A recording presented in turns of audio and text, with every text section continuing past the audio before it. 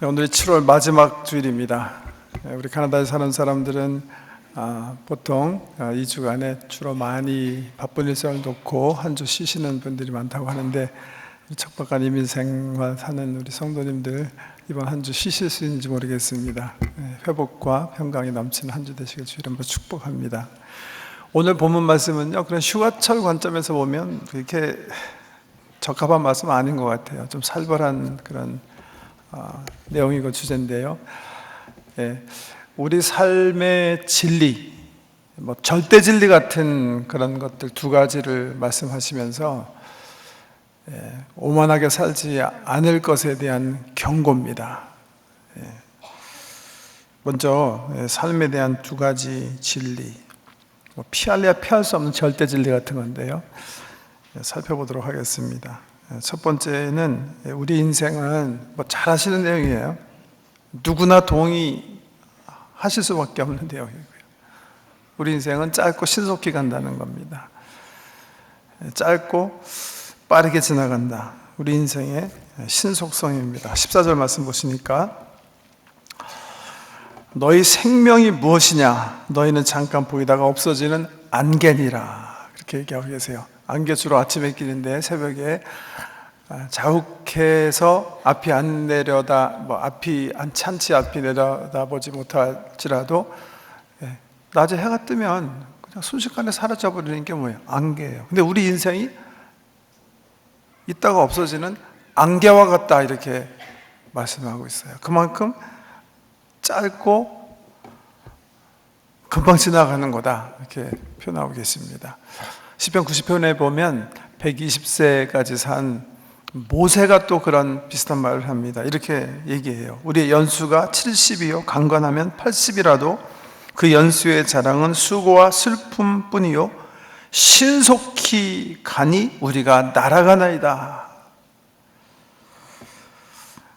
점점 사람의 수명이 길어지고 있어요. 그래서 요즘은 80, 90 사는 거 당연한 거라고 보통 생각하고, 이제 100세, 120, 심지어는 130세 시대가 이제 곧 도래하게 된다, 그렇게 얘기하고 있어요. 어떻게 보면 너무 길게 산다, 그런 느낌이 들지 모르겠는데, 120세까지 산 모세가요, 자기 삶을 이렇게 뒤돌아보니까 이거 정점 같다, 이거 한 찰나, 한 순간 같다, 그렇게 얘기하는 거예요. 여기 우리 성도님 가운데 오늘 예배 드리시는 분 가운데 내년이면 100세 맞으시는 분들이 두 분 계세요. 어떻게 느끼시는지 모르겠어요. 뒤돌아보시면서 모세처럼 그런 느낌인지. 여기 우리 성도님 가운데 지금 7, 80세 이상 드시는 분들이 많으신데 그렇게 느끼세요? 삶을 돌아보면서 정말 하루아침 이렇게 지나간 것 같다. 모세는 그렇게 느꼈다고 얘기하거든요. 특별히요, 우리 하나님 시간의 관점에서 한번 생각해 보세요. 영원한 그 시간, 영혼의 관점에서 우리가 사는 8, 90 인생을 한번 생각해 보세요. 우리 하나님의 영혼은 우리가 상상할 수 없으니까, 아니면 하나님께서 지금 만드셔서 우리로 하여금 엔조이하고 살게 하신 우주의 시간의 관점에서 우리 한번 생각해 보세요. 우주의 나이가 어느 정도 될까요? 과학자들에 따라서 견해가 분분한 걸로 알고 있는데요, 보통 이런 말 들어보셨죠? 이렇게 지금 우리가 밤하늘에 보는 별들 중에는 수백 광년 전에 그 쏜 빛을 지금 우리가 본다. 그 거리가 그렇게 길다. 빛이 수백 년 전 쏘았기 때문에 우리가 지금 보고 있다, 그렇게 얘기하거든요. 그런 관점에서 우주의 나이를 계산하면 대충 어느 정도 될 것 같아요? 수억 년은 되거든요. 그 관점에서 우리의 80년 생각해 보세요. 성경에서 얘기하는 것처럼 정말 정점 같은 거라고요.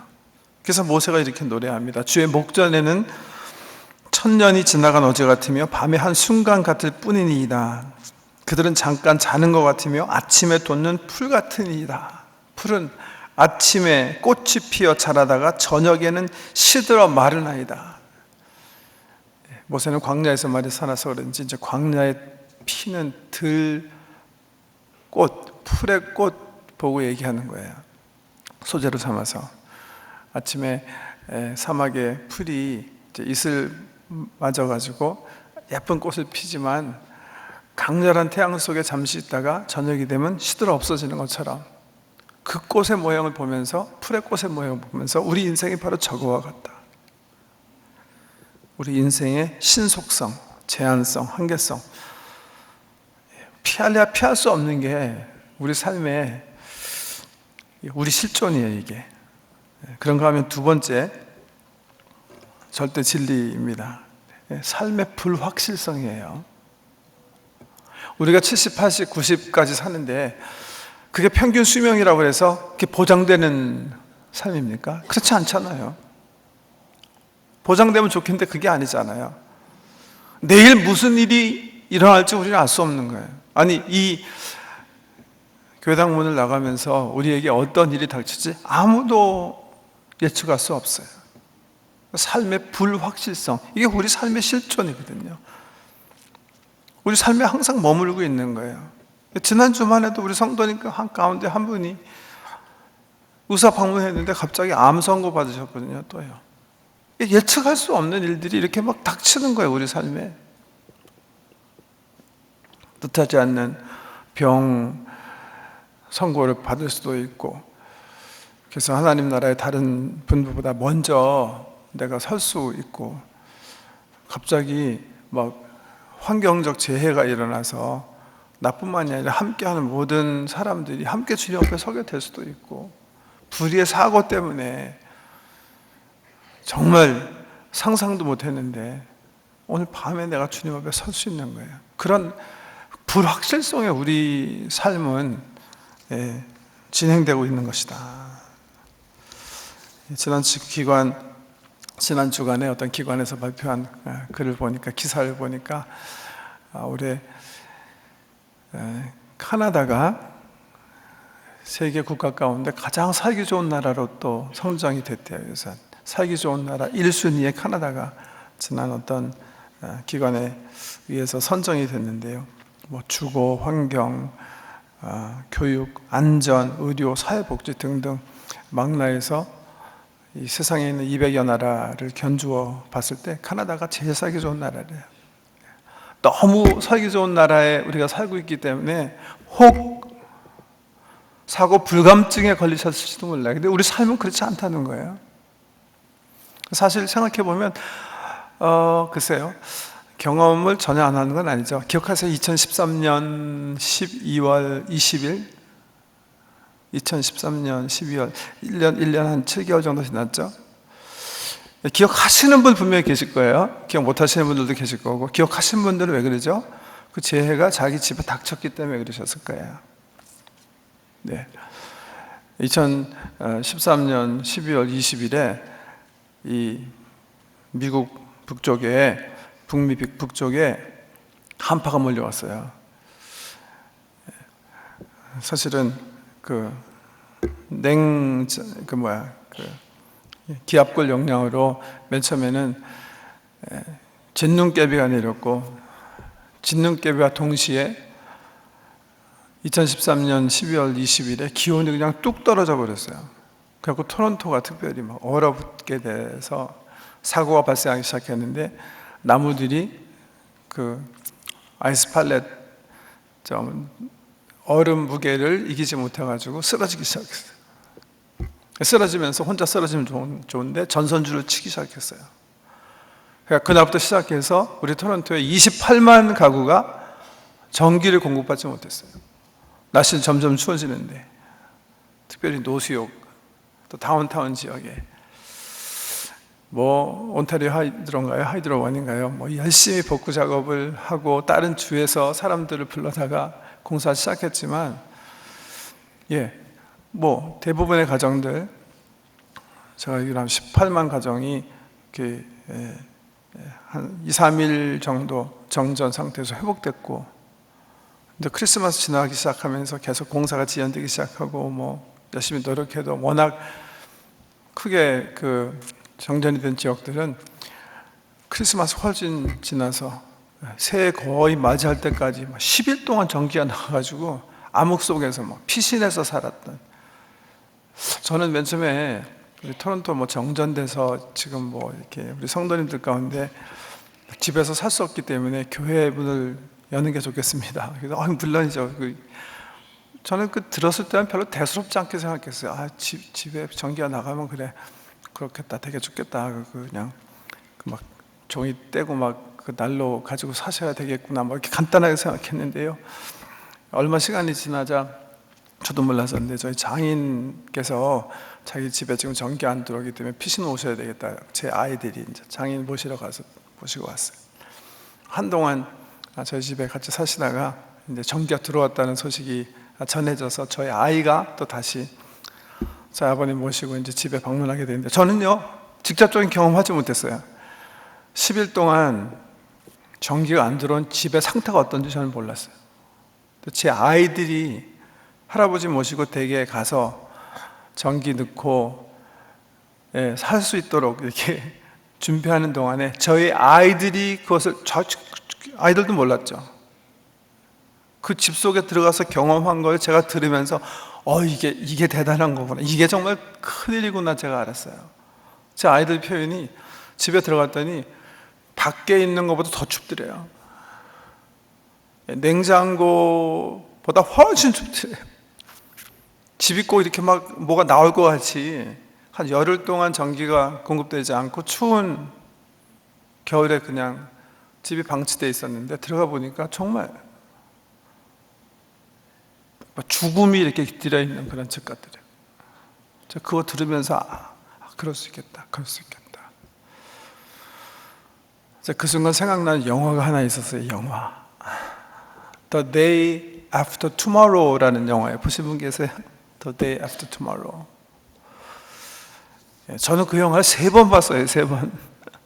왜 보게 됐냐면 2004년에 나온 영화인데, 우리 2005년인가 6년에 제가 갑작스럽게 우리 우리 고등부 학생들이죠. 고등부 학생들을 하고 함께 중국의 부천이라는 곳에 가서 단기 선교 2주 동안, 2주인가 3주인가 이제 우리가 하게 됐는데, 부천 야오족 학교에 가서 우리 학생들이 동급 학생 12학년 학생들 이제 100여 명과 함께 이제 영어 가리키면서 전도하는 그런 프로그램인데요.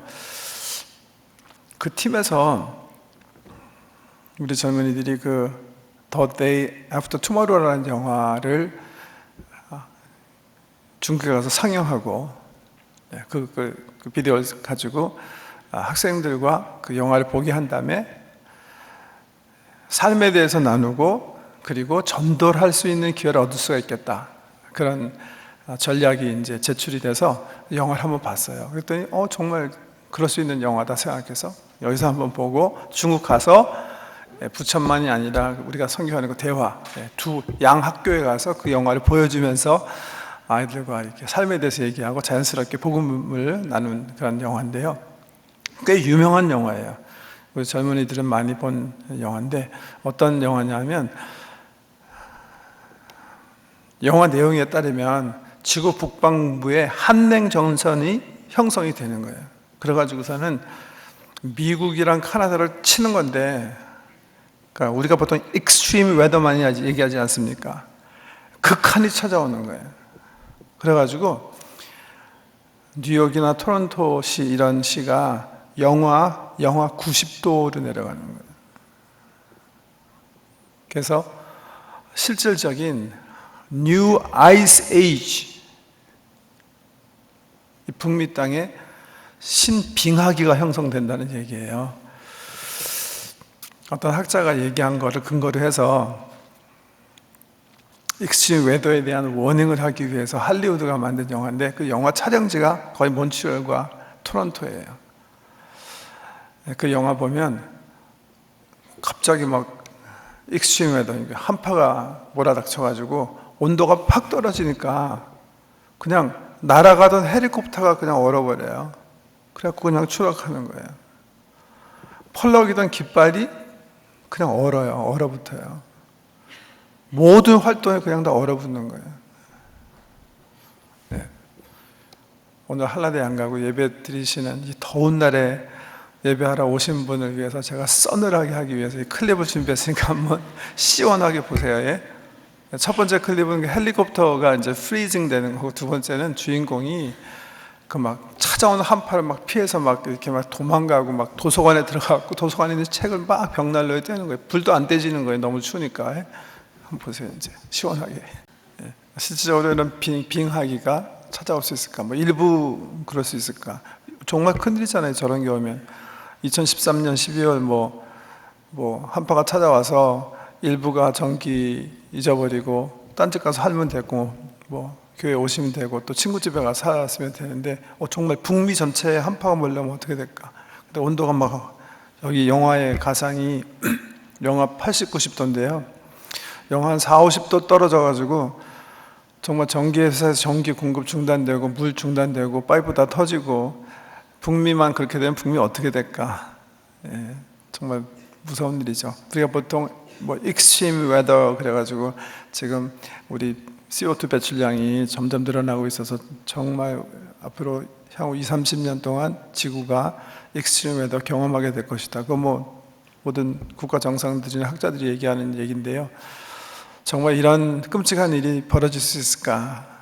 이 영화 때문에요, 실질적인 학자들이 그 가능성을 진단하고 막 논쟁을 벌인 적이 있어요. 있을 것 같아요? 없을 것 같아요? 없어요. 걱정하지 마세요.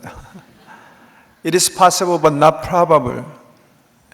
가능은 하지만 확률적으로는 그러지 않아요. 익스트림 웨더가 경험되어지겠지만 이렇게 익스트림으로 가지는 않을 것이다. 그게 보통 학자들의 공통된 의견입니다. 다만 이 영화를 통해서 우리가 정말 하나님께서 우리에게 선물로 주신 이 귀한 우주를 망가쳤을 때 우리가 폐해야 되는 결과가 있다는 사실을 경종으로 알 필요는 있습니다. 불확실, 서론이 길어졌는데요. 두 가지 인생의 진리예요. 우리 삶의 시한성, 제한성, 그리고 불확실성. 신속성, 불확실성, 한계성. 피할래야 피할 수 없는 우리 삶의 진리입니다. 톨스토이 아시죠? 러시아의 대문호 사람이 처음에는 문학작품 많이 썼는데 죽기 한 15년 전에는 수필을 많이 썼어요. 수필. 삶에 대한 깨달음을 수필로 썼는데, 우리 한국에서는 그 사람 15년 동안 쓴 수필을 모아가지고 인생이란 무엇인가 이렇게 책으로 냈는데요. 그 책에 일학 가운데 이런 얘기가 있어요. 어떤 젊은이가 길을 가다가 사자를 만나요. 근데 놀라서 피해야 되는데 피할 데가 없는 거예요. 보니까 우물이 있는데 우물 밖에 칡넝쿨이 있어요. 그래서 그 칡넝쿨을 붙잡고 우물 속으로 점프한 거예요. 그래서 칡넝쿨 붙잡고 우물 중간에 달려서 살궁리를 하는데 밑을 보니까 물이 말라 있는데 그 우물 바닥에 독사떼가 가득한 거예요. 떨어지면 이제 물려 죽는 거예요. 무서워서 위를 보니까 우물 위에 사자가 으르렁거리고 있어요. 이거 절대절명의 순간입니다. 우물 중간에 칡덩쿨을 가지고 이제 버티고 있는데, 가만히 있어서 들어보니까 어디서 사각사각 소리가 나는 거예요. 이렇게 보니까 톨스토이 말로 낮을 상징하는 흰 쥐와 밤을 상징하는 검은 쥐가 자기가 붙잡고 있는 칡넝쿨을 먹고 있는 거예요. 그런데 그 순간 갑자기 머리 위로 뚝뚝 떨어지는 게 있어요. 보니까 우물 밖에 나무에 벌들이 벌집을 만들어 놓고 사는데 거기에 담겨있던 꿀이요, 한 방울씩 떨어지는 거예요. 칡넝쿨 잡고 위에서는 사자가 있고 밑에는 독사떼가 있고, 잡고 있는 칡넝쿨을 지금 흰쥐와 검은쥐가 바삭바삭 먹고 있는데, 사람이요 떨어지는 꿀을 너무 즐기면서 손으로 받아서 웃으면서 먹고 있는 거예요. 그게 일화의 끝이에요. 인생은 무엇인가? 톨스토이의 그림이에요. 그게 우리 인생의 실존이다. 이렇게 톨스토이가 말년에 쓴 그 비유하죠. 우리 야고보서에서 얘기하는 게 바로 그런 내용이에요. 그게 우리 인생의 실존이다. 모든 사람의 실존이라는 거야. 어떻게 살아야 될지 결론 난 거죠, 그죠? 그게 실질적인 우리 인생이거든요. 무고한 영원한 그 관점에서 볼 때 우리 인생이라는 게 정말 층 넝쿨 잡고 지금 이제 곧 끊어지게 되는 그 넝쿨 붙잡고 있는 그 모습이 바로 우리 삶의 실존, 피할 수 없는 절대 진리거든요. 해야 할 거 하지 말아야 될 게 분명하지 않느냐, 이게 야고보가 얘기하는 거예요. 당연히 이 그림, 너희 삶을 관조해 보면 해야 될 거 하지 말아야 될 게 확실하지 않느냐 얘기하는 거예요. 하지 말아야 될 거 지금 얘기하는 게 하나 있어요. 한번 성경 말씀 다시 보세요. 들으라 너희 중에 말하기를 오늘이나 내일이나 우리가 어떤 도시에 가서 거기서 1년을 머물며 장사하여 이익을 보리라 하는 자들아, 내일일을 너희가 알지 못하는도다. 너희 생명이 뭐냐? 너희는 잠깐 보이다가 없어지는 안개니라.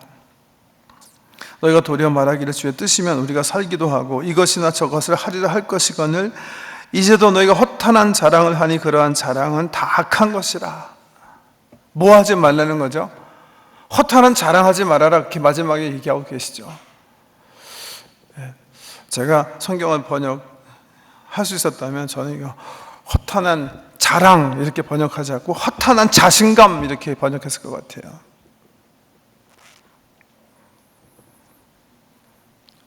허탄한 자신감이 있어요.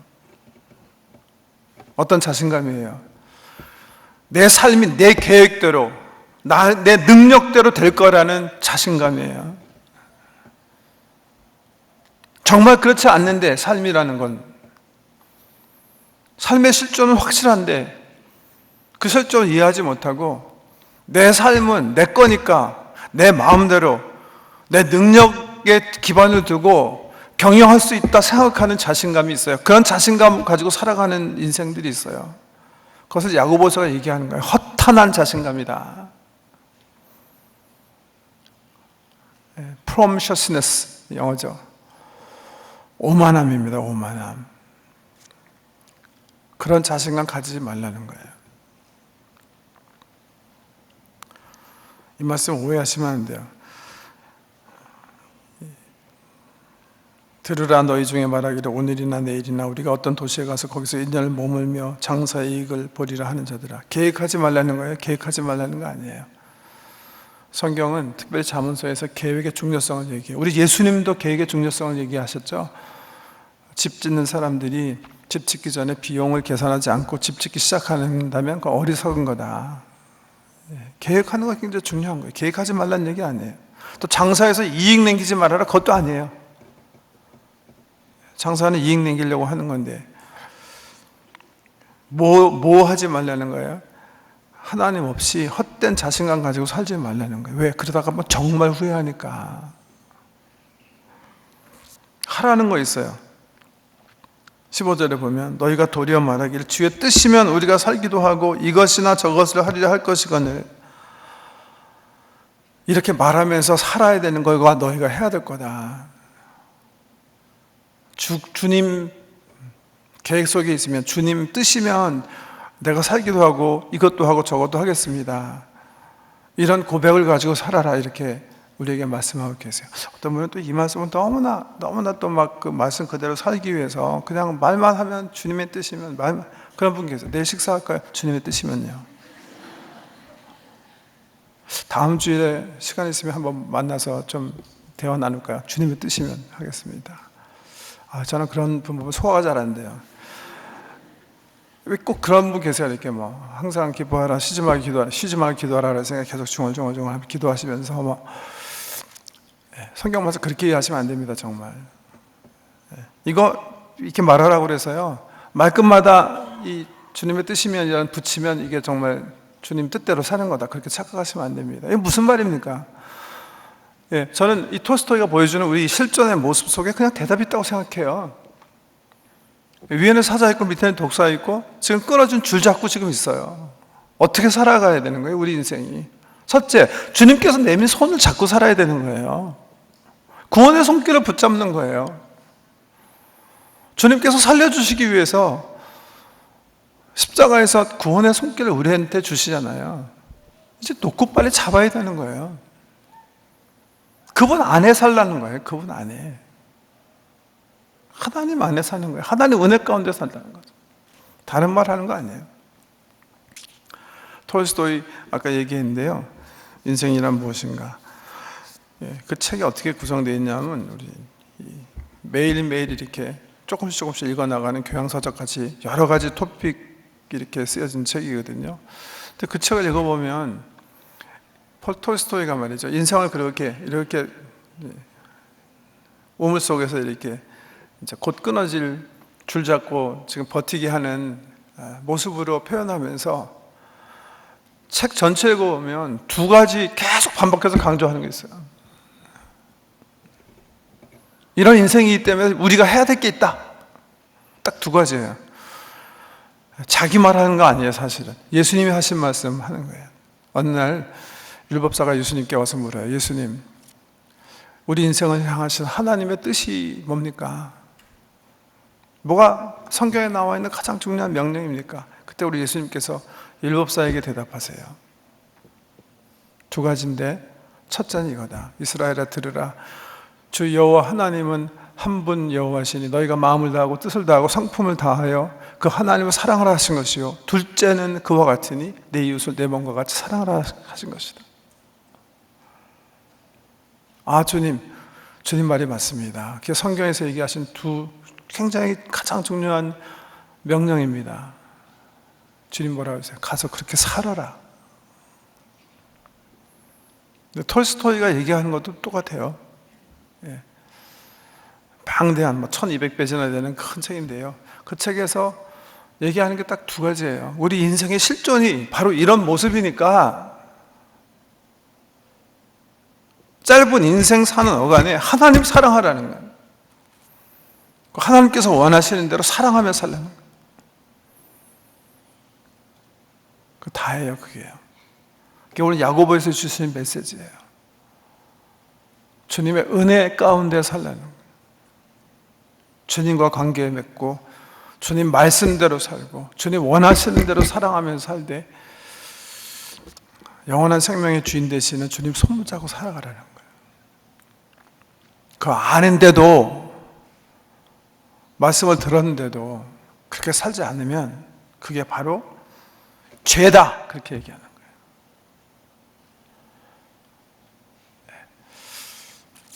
우리가 처한 실존, 피할래야 피할 수 없는 절대 진리, 우리 삶에 대한 모습을 상상하시고 우리의 잡고 있는 이 칡덩굴 줄이 끊어지기 전에 주님의 손 잡고 은혜 안에 사는 저와 여러분, 우리 모든 식구 되시길 주의 이름으로 축복합니다. 아버지 하나님,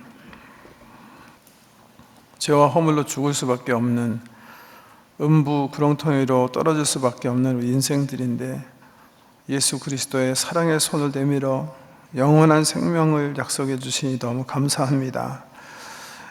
오늘 본문에 나오는 사람처럼 하나님 없이 오만함을 부리며 자기 계획, 자기 능력에 의지해서 사는 사람 한 사람도 없도록 성령님 도와주시고 구원의 손길 붙잡고 기쁨으로 하나님 은혜 안에 거하는, 그래서 영원한 생명을 이 세상에서부터 쟁취하여 사는 우리 모든 성도 되도록 은혜 베풀어 주시옵소서. 예수님 이름으로 기도드립니다.